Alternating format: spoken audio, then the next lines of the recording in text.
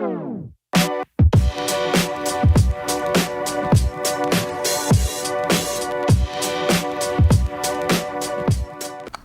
student, hope all of you doing well. So student, today we will start our chapter 4, working of the institution. This is the fourth chapter of political science of class 9th. Overview जो हमने पहले पढ़ा उसके बारे में है कि democracy में लोग इलेक्शन ही नहीं करते रूलर्स का.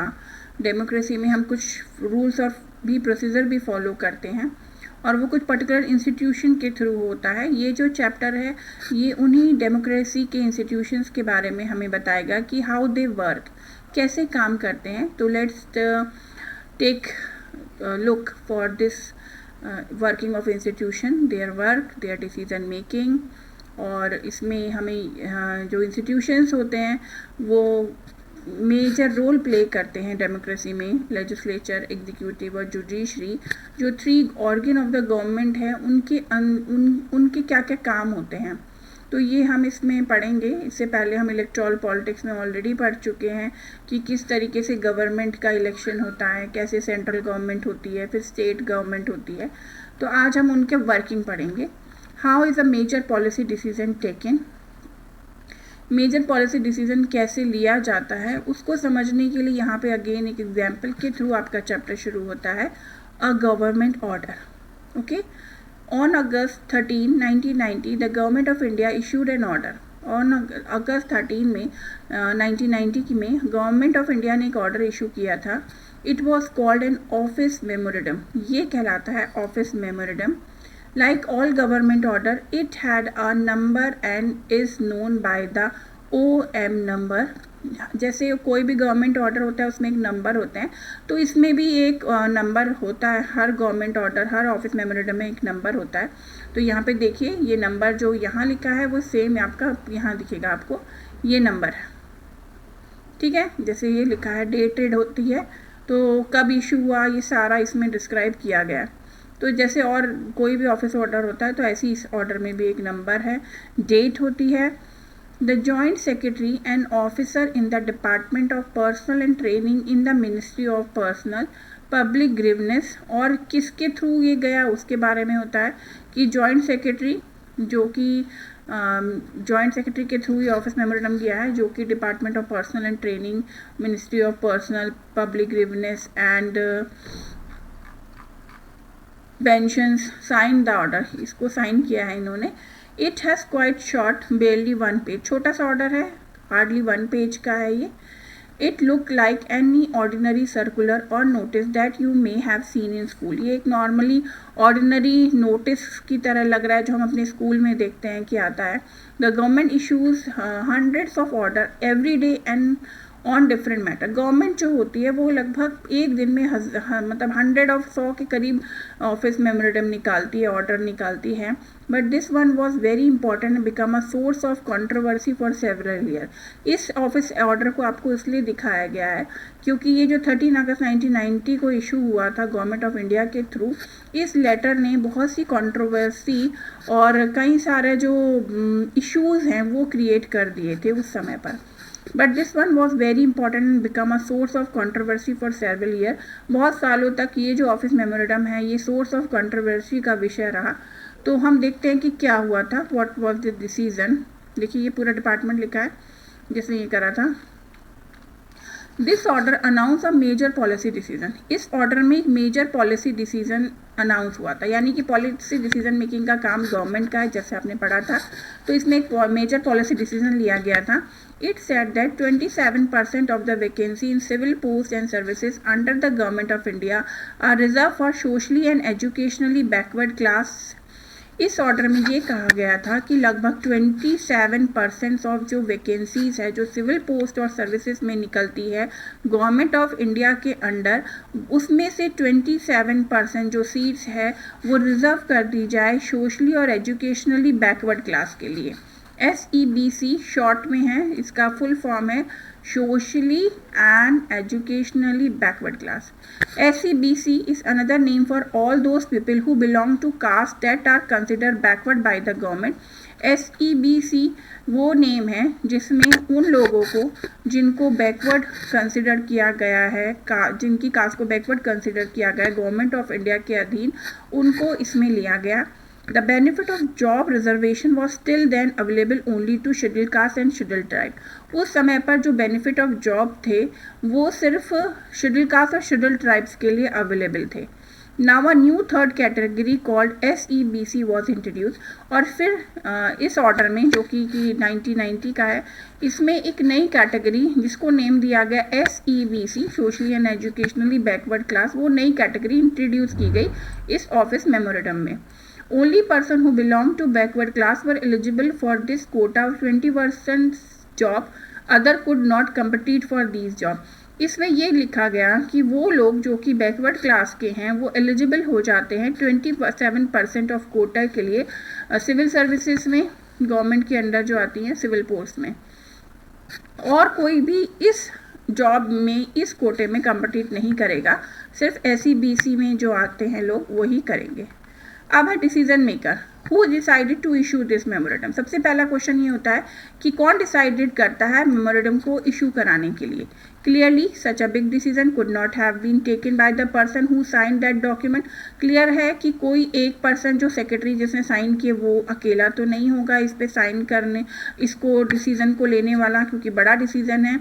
The officer was merely implementing the instruction given by the Minister of Personal, Public Grievances and Pension, of which the department was a part. Officer सिर्फ एक इम्प्लीमेंटर है, एक इंस्ट्रक्टर है जो कि इंस्ट्रक्शन फॉलो अप कर रहा है, जो कि मिनिस्टर ऑफ पर्सनल और इस डिपार्टमेंट के थ्रू लिए गए हैं, वो इसका एक सिंपल एक ऑफिसर है। We can guess that such a major decision would have involved other major functioner in our country. हमें समझ जाना चाहिए कि जो मेजर डिसीजंस होते हैं, जो कंट्री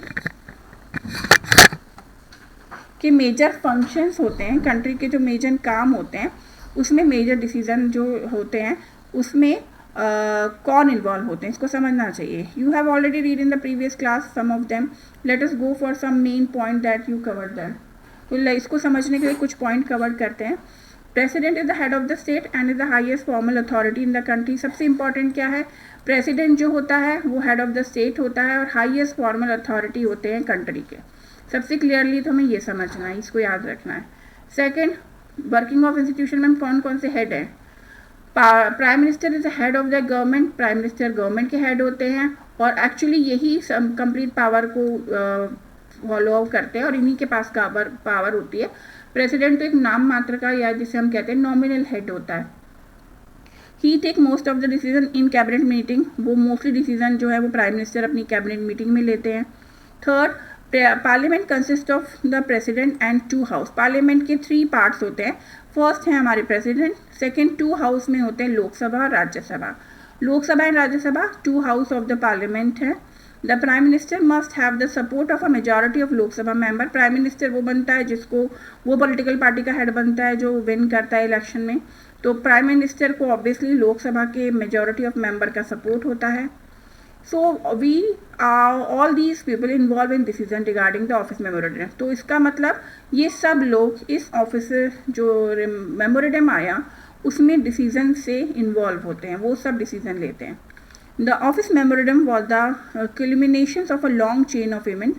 ऑफिस मेमोरेंडम एकदम से नहीं इशू हो जाता है, एक लंबा प्रोसीजर होता है। The government of India had appointed the second backward classes commission in 1979. इस वाले एग्जाम्पल में हमें पहले ये पता होना चाहिए कि गवर्नमेंट ऑफ इंडिया ने सेकेंड बैकवर्ड क्लास कमीशन 1979 में अपॉइंट किया था। It was headed by BP मंडल, इसके जो हेड थे वो थे BP Mandal. Hence it was popularly called the Mandal commission. इसके हेड BP मंडल थे इसलिए इसको मंडल कमीशन कहा जाता था। It was asked to determine the criteria to identify the socially and educationally backward class in India and recommended step to be taken for their advancement। हमने ये तो पढ़ लिया कि SEBC जो होंगे उनको दिया जाएगा रिजर्वेशन, पर इसकी तैयारी बहुत पहले से हो गई, लॉन्ग चेन है। 79 में पहले एक मंडल आयोग बनाया गया जिसके हेड जो थे वो BP मंडल थे। उनको ये कहा गया कि वो एक क्राइटेरिया बनाएं आइडेंटिफाई करने के लिए कि इंडिया में कौन कौन से सोशली और एजुकेशनली बैकवर्ड क्लास हैं जिनको इसका एडवांसमेंट मिलेगा। The commission gave its report in 1980। Commission ने अपनी रिपोर्ट 1980 में दी एंड मेड मैनी रिकमेंडेशन, उसमें बहुत से सुधार दिए गए। One of these was that 21.7% of government job be reserve for socially and educationally backward class, जिसमें से एक ये था कि 27% जो है सोशली और बैकवर्ड क्लास को रिजर्वेशन मिले। The report and recommendations were discuss in the parliament. जो रिपोर्ट तैयार की गई उसको पार्लियामेंट में डिस्कस किया गया। जैसे अभी हमने पढ़ा, पार्लियामेंट मतलब लोकसभा और Rajya Sabha, president and prime minister. For several years, many parliamentaries and parties kept demanding the implementation of the commission recommendation. एकदम से वो इशू नहीं हो पाया। बहुत सालों तक बहुत से पार्लियामेंट्रीज हुई, पार्लियामेंट मीटिंग हुई, बहुत सारी कैब पार्टीज़ ने डिमांड करी कि जो कमीशन ने रिकमेंडेशन दी हैं, मंडल कमीशन ने, उस पर इम्प्लीमेंट किया जाए, उस पर काम किया जाए। Then came in Lok Sabha election of 1989। तब उसके बाद लोकसभा इलेक्शन 80 के बाद देखिए 89 में लोकसभा इलेक्शन हुए। In its election manifesto the Janata Dal promise that if voted to power it would implement the Mandal commission report. तब जैसे हमने पहले पढ़ा था, इससे पहले हमने पढ़ा था ना इलेक्ट्रल पॉलिटिक्स में, जो पॉलिटिकल पार्टीज़ होती हैं वो आने के लिए बहुत सारे डिसीजन लेती हैं, बहुत सारे प्रोमिस करती हैं, और फर्स्ट एग्जाम्पल में भी हमने पढ़ा था। तो लोकसभा इलेक्शन के टाइम जो है जनता दल ने प्रॉमिस किया कि अगर वो पावर में आती है तो वो मंडल कमीशन रिपोर्ट को इम्प्लीमेंट करेगी। द जनता दल did form the government after this election, और ऐसा ही हुआ, जनता दल इलेक्शन जीत गई और उसने गवर्नमेंट बनाई। It's leader VP Singh become the prime minister. उसके लीडर जो थे वो वीपी सिंह थे, जो प्राइम मिनिस्टर बन गए। Several development took place after that. उसके बाद बहुत से डेवलपमेंट हुए। इसमें क्या क्या हुए? The President of India in his address to the Parliament announced the intention of the government to implement the recommendation of the Mandal Commission. President of India को एड्रेस करते हुए उन्होंने पार्लियामेंट में अनाउंस किया कि वो मंडल कमीशंस में जो इम्प्लीमेंट है उस पर काम करेगी। उसके बाद हुआ on 6 August 1990 the union cabinet took a formal decision to implement the recommendation. Union government ने एक फॉर्मल डिसीजन लिया कि वो इम्प्लीमेंट करेगी इस मंडल कमीशन में। Next day prime minister VP Singh inform the parliament about the this decision through a statement in both the house of parliament.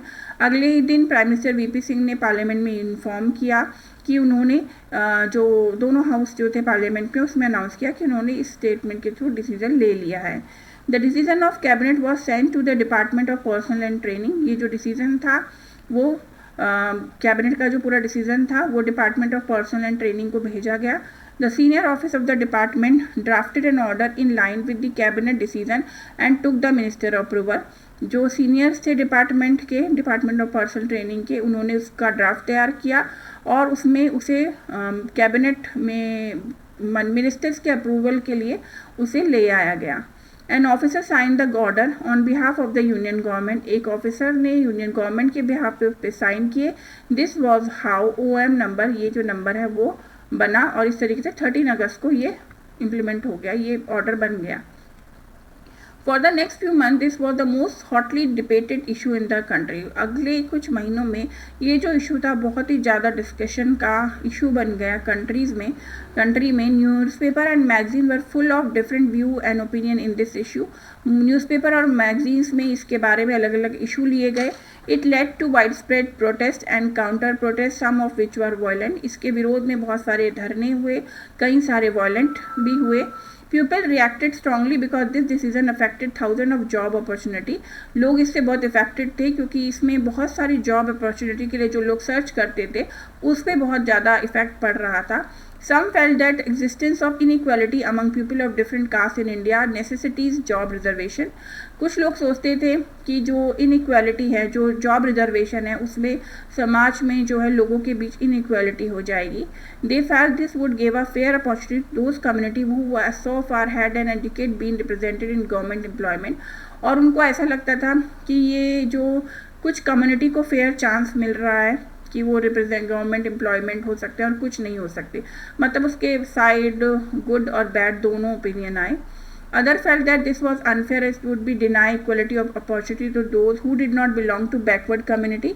जैसे वो लोग सोचते थे कि अपॉर्चुनिटी मिलेगी उन लोगों को जो बैकवर्ड थे और उनको आगे बढ़ने का मौका मिलेगा, कुछ सोचते थे कि अनफेयर है, इसमें अपॉर्चुनिटी इक्वल नहीं मिलेगी अगर वो क्योंकि सिर्फ कुछ ही क्लास, कुछ ही कम्युनिटी को रिजर्वेशन दिया जा रहा है.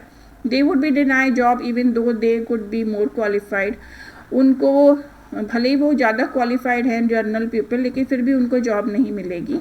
Some felt that this would perpetuate caste feeling among people and hamper national unity. कुछ लोगों का मानना था कि ये कास्ट जो डिफरेंस है उसको बढ़ाएगा, लोगों की जो हमारे देश की नेशनल यूनिटी है वो ख़त्म हो जाएगी. In this chapter we won't discuss whether the decision was good or not. We only take this example to understand how major decisions are taken and implemented in the country. इस chapter में हम ये नहीं पढ़ेंगे आगे कि ये decision सही था या गलत था. हम इस चैप्टर में ये पढ़ेंगे कि मेजर डिसीजंस जो लिए जाते हैं कंट्री में वो कौन लेता है और कैसे लेता है, कौन इस झगड़े को सॉल्व करेगा, ये भी इम्पॉर्टेंट है. You know that the Supreme Court and the High Court in India settle dispute arising out of government decision. जैसे हमने थर्ड ऑर्गन हम जुडिशरी को कहते हैं, तो हमें पता है कि वो फ्री होती है. सुप्रीम कोर्ट और हाई कोर्ट जो है इंडिया का, वो सेटल करता है गवर्नमेंट के डिसीजन में से संबंधित कोई भी अगर झगड़ा हो जाता है तो. Some person association opposed to this order filed a number of cases in the court. वो लोग जो इस ऑर्डर के अपोज में थे, उन्होंने बहुत सारे केस कोर्ट में फाइल किए गवर्नमेंट के अगेंस्ट.